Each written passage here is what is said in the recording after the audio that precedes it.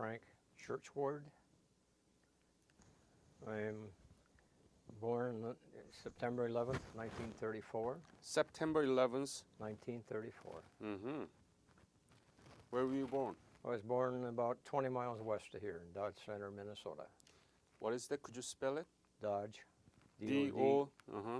G-E-C-E-N-T-E-R. C-E-N-T-E-R, Minnesota. Could you spell your name? C-H-U-R-C-H-W-A-R-D is their last name. It's of English origin. However, I am quarter German, 1/4 English, and 1/2 Norwegian. The origin is English, and it has a different spelling as you go back through history. And it's unclear right now whether it was a ward of the church or we were more or less a custodian or a member of a church. I'm the second of 6 children. What school did you go through there? It's a public school was the Public only thing school? at the time, yes, sir. And when did you graduate high school? 1952. So, do you remember the day that the Korean War broke out and you came to know how? How did you come to know of the Korean War breakout? That would have been 1950, Yeah. and I would probably have been a sophomore in high school. Mm-hmm. And as a result, I probably learned it from the radio. We didn't have TV at the time. Uh-huh. And What then- did you think about it? Well, at the time, of course, it was just North Korea versus South Korea. Mm-hmm.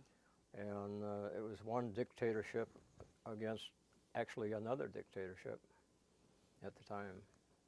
Did you know anything about Korea at the time? No, sir, not other than it was divided as a result of the Second World War. Huh.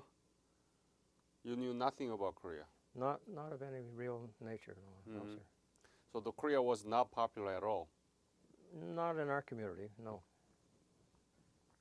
My uncles were in the Second World War and in Europe, not in Asia. Not in Asia. So when did you join the military and why? Okay, and right after high school, I went to Las Vegas and worked, then came back, and that would have been late 1952, early 1953, Mm-hmm. and we were known as being somewhat patriotic, and as a result, I thought I should go in and do my share. Mm-hmm. I asked my father to check with our draft board there in the county, and I wanted to volunteer for 2 years. Well, they came back and said they would not take me because they were not taking fellows that were a number of years older than I already. Therefore, I came to Rochester and I joined the National Guard. Mm. In the National Guard, I said, after a couple months, I said, I'd like 2 years of active duty. And they said, no, things have quieted down in Korea now and we're not taking any conversions to active duty. Mm-hmm. So that was in about November of 1953. Mm-hmm. So I said, okay. So you joined the National Guard, right? Yes, sir. And you worked there for 2 years. No, in the National Guard, I was only there 3 months when 3 I months. asked to be activated for 2 years. Mm-hmm. And they said, no, they were not taking people because things had quieted down. Mm-hmm. And as a result, I then enlisted for 3 years in January 1954. January 1954? Yes, sir. To Army, right? Yes. Mm-hmm. Where did you go to receive basic military training? We were bused down to Fort Riley, Kansas initially. Mm-hmm. They were kind of shutting that location down, and as a result, after some of the indoctrination, we were then bused down to Camp Chaffee, Arkansas. Mm-hmm. We had 8 to 10 weeks of infantry basic there. How many weeks? 10 weeks at the time. 2 weeks processing, 8 weeks of training. Mm-hmm. Then we had a leave, and we came back, and this time it was at Fort Leonard Wood, Missouri. Mm-hmm. And I had 8 weeks of combat engineers. Then when that was complete, don't recall the duration, but I was in what they called carpentry. After the carpentry, I went into cadre, and then got orders and went to Korea. So already the war ended at the time that you were about to leave. Correct. Did you know anything about Korea during that basic military training and combat and so on, carpentries? Well, at the time they were more or less discussing the type of equipment we would be using and just general infantry and combat engineering techniques, and not much about the country Korea. itself. You didn't learn much about Korea? Did not get a lot of indoctrination on Korea itself. What did you think when you were told that you are about to go to Korea? I expected it. It was not a surprise, and I had no reluctance to go. What do you remember when you left for Korea? I think I was on the airplane from Fort Leonard Wood, Missouri to Fort Lewis, Washington on my birthday, September 11th, 1934, or Wow. This would have been 1954. And then you left for Korea from Washington? We left Korea from Washington on a two-stacker General Mitchell. And it took us, I guess it was about 18 days with 2-day stopover in Yokohama. Where did you arrive in Korea? Busan. Busan. We did. And that must been like end of September? It was towards the end of September 1954. We took a train from Busan to Incheon, and then my first assignment was at Incheon in the 439th Combat Engineering Company. 439th Combat Engineering Company. Mm-hmm. And it was located between the locks at Incheon and the ocean out on the in that area. And the company had various road responsibilities around Seoul and Incheon. And one project they were just finishing when I arrived was a theater on Wamido Island. Theater? A movie theater for Really? all of the newer people that were coming in. If I recall, you can correct me if I'm in error, but I believe Wamido Island has been leveled and is now part of the Seoul International Airport. Songdo, yes. Yeah. Yeah, we were right there in the harbor. Yeah. Witnessed all the high and low tides. Only one time did I go with the fellows that were there when I arrived, and we walked down in through the Incheon village. The rest of the time was pretty much on the base. I was at that time a mechanic in the motor pool, and my work didn't take me off the area. Then I was sent up north to the 76 Dump Truck Company. That was located in the Moonsani, Pabuani area. And then they were phasing that company out, and then we were transferred it was right adjacent to the 512th Dump Truck Company. Truck company? Dump Truck Company, yes. Dump truck. Yeah. So what kind of work did you do in this truck company? Initially, I was a mechanic, and then You repair things? yes, the dump trucks, worked on the dump trucks, preventive maintenance and repair. And then I got in a company environment, they would have been called the clerk, company clerk. You made out the roster in the morning and the work orders and such. But our company was always what we called TDY. We were always assigned platoon at a time to other companies. And we had the dump trucks and the drivers, and we supported them in their work building roads, building the embankments for new bridges, and rebuilding the community. We had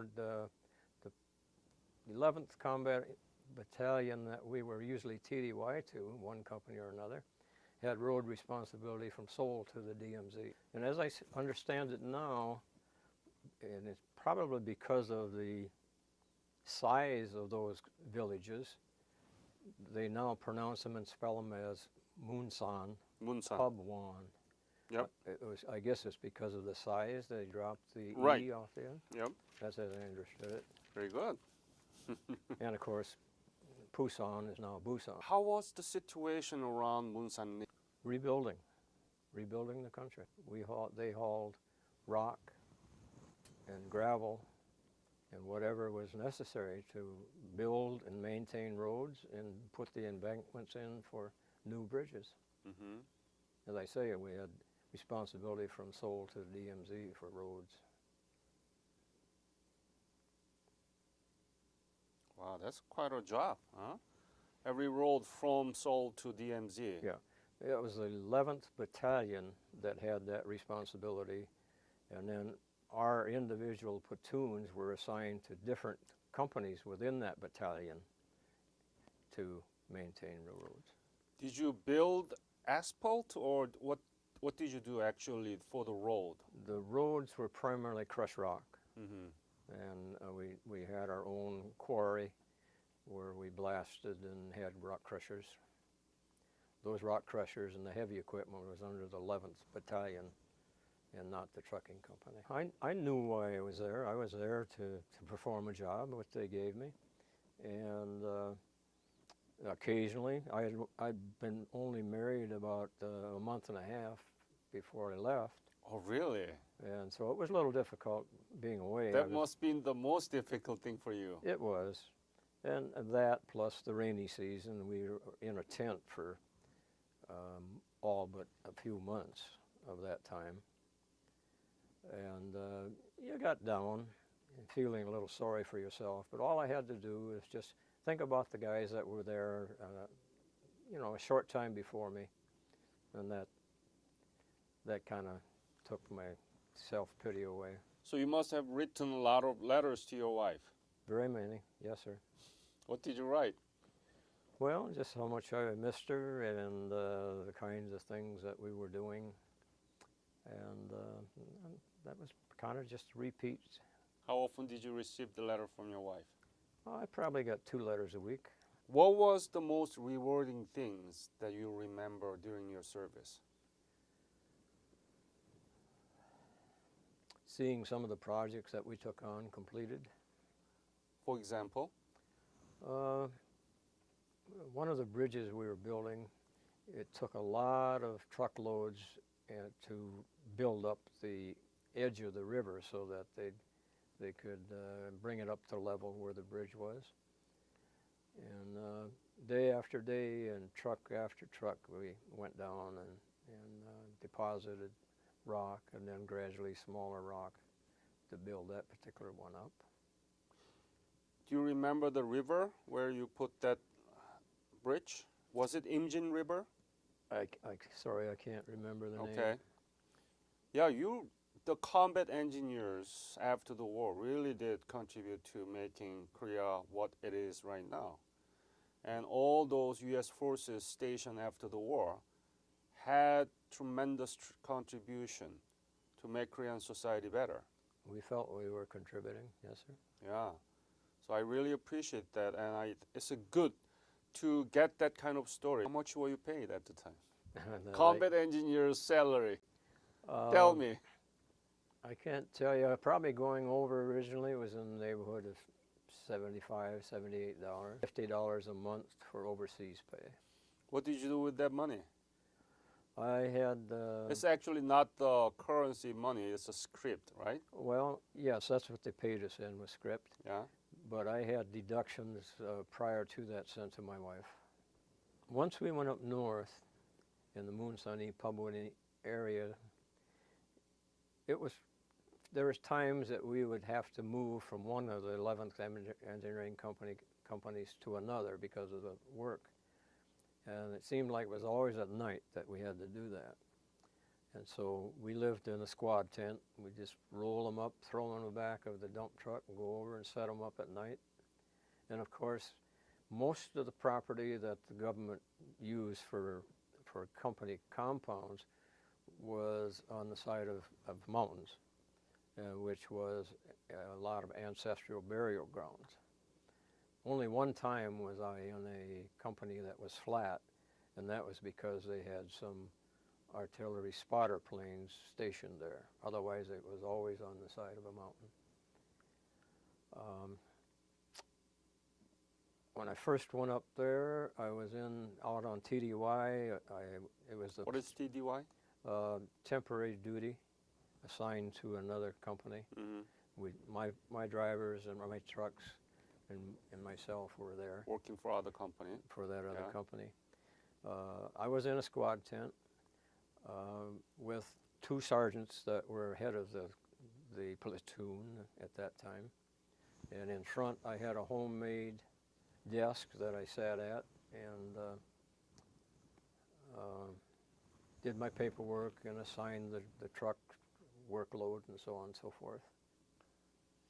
Any experience with the Korean people? Not too much.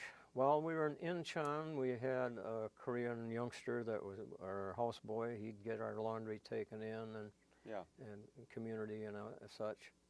And once in a while, the Korean ladies would come and get instruction on how to sew some of our insignia on and things like that. And then, but other than that, no, we had no contact. When did you leave towards state? It was in January 1955. Mm-hmm. I think I arrived in California. No. You said you were in Munsan-ni in January 55. You're talking 56? January 1956, yes, Yeah, sir. yeah. Yes, thank you. January 1956, I Mhm. arrived in California on the ship on February 6th, 1956. February 6, 1956, arrived in state. California. And Anybody met you at the harbor? No, sir. We got off the ship. They processed the paperwork. Those whose enlistments were complete, they were given travel pay and sent home on their own. We were just said, well, I had 30 days of leave coming, and we'll see you at your next station. What is the impact of your service upon your life? Okay. And as a result, in school, there was a group of us that chummed around together and kind of, felt that we were somebody, about 7 of us boys. So I didn't really learn an awful lot because it was difficult for me. And however, I think that the service showed me that I could do things that I wasn't aware I could do, other than physical things. I could learn and I can contribute, and I really took off and was able to accomplish things for myself. And so your service really gives Matured you me. maturity and some knowledge too? Definitely. Definitely? Yeah, the interrelation, communication with people. Yes, sir, and that kind of led to to some of the accomplishments at the work, and then of course I listened and learned from various jobs I had with IBM. I'm very, very pleased with what life has given me. Did Very you much. have a GI Bill benefit? Well, I could have, but again, married just before I went in service. I was in service for 10 months. There, as a result, my wife, she had her first baby in November, 29th of November, 1956. So here I come out of service then in January without a job and a wife and 1 child, and I said, I can't afford to go to school. And I knew I didn't have the skills to do college work.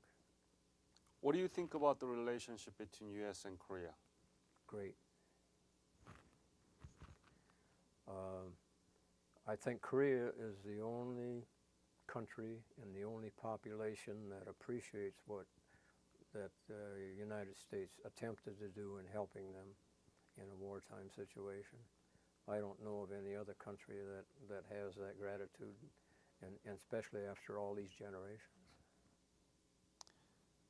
Any other comments do you want to leave? No, sir. As I say, I grew from my experiences and tried to apply it. Thank you very much, Frank. Thank you. And I will never forget your last name, Churchward.